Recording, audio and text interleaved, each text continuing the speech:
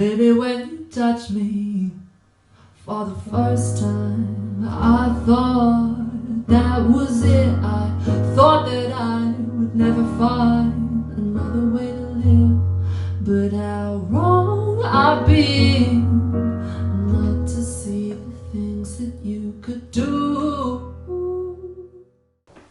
Hi, this is Nick from Music for the Head and Heart, and I'm with Emily Mercer here today. Well, welcome to the platform, and I wanted to start it off by asking, what do you love about music? What I love about music is how it brings people together, I guess, which is why this project is so good as well. Just it's a way of connecting with people that personally maybe I wouldn't otherwise be able to do without music. I think it's just the community aspect of it is my favourite part of it. And I know you play is it mostly keyboards you play? Yeah, pretty much exclusively keyboards, yeah, which is heavy and annoying, but... And how long have you been involved in playing or writing music? I think I started playing piano, sort of classical lessons when I was about 12, so how old am I? I don't even know, so that's about 12 years ago. And writing songs probably shortly after, maybe since I was about 14 or 15, and I've just kind of been at it ever since. So you remember the first few things that you wrote? Oh yeah, it was some pretty horrific stuff on guitar actually, which I never really committed to learning, so yeah, it's quite some interesting old songs that we've got hidden away. And when you're writing things, what's your writing process? Do you get an idea for a melody or for a lyric, or how do things tend to transpire and manifest? Yeah, people ask me that sometimes, and I don't really have like a set process. It could be anything from playing around with some chords on the piano to just a melodic idea that pops into my head. But yeah, it's sort of lots of different bits coming from loads of different angles, and then I kind of just put them together, and it's quite a painstakingly slow process for me. I can't write songs quickly. So in terms of playing, what sort of venues or locations do you tend to be playing? At the moment it tends to be kind of cafes and bars that I'm at, sort of events and nights that they put on, which is it's quite nice. It tends to be a few of us at the moment. I haven't played a headline gig yet. But it's nice because it sort of tends to be sort of 3 or 4 of us coming together to put on an evening. You get the variety. I do enjoy doing that kind of gig at the moment. And one of the questions we like to ask people on the platform is, what's like one of your most favourite times that you played, and then one of the either strangest or wackiest times where you played? Okay. Oh, favourite. It's got to be what. Because I said earlier about how, community is really important when it comes to the music scene. I think Leeds has a really great music scene and community.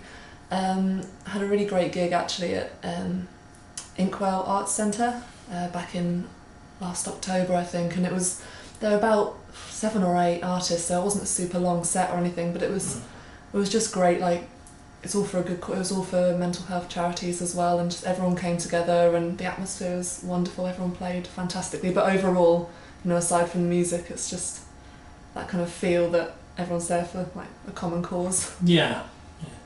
And a memorable one that was a bit strange or a bit odd, or you thought maybe, what am I doing here? I quite often wonder what I'm doing there, but as the strangest one, I've been quite lucky really. I haven't had any disasters yet.